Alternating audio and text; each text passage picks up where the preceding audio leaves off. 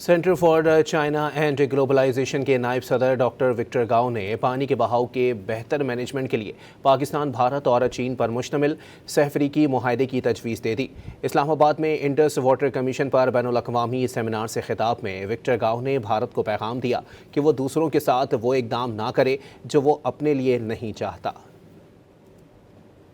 Centre for China and Globalisation کے نائب صدر ڈاکٹر وکٹر گاؤ نے پانی کے بہاؤ کے بہتر مینجمنٹ کے لیے پاکستان، بھارت اور چین پر مشتمل سہ فریقی معاہدے کی تجویز دے دی۔ اسلام آباد میں انڈس واٹر کمیشن پر بین الاقوامی سیمینار سے خطاب میں وکٹر گاؤ نے بھارت کو پیغام دیا کہ وہ دوسروں کے ساتھ وہ اقدام نہ کرے جو وہ اپنے لیے نہیں چاہتا۔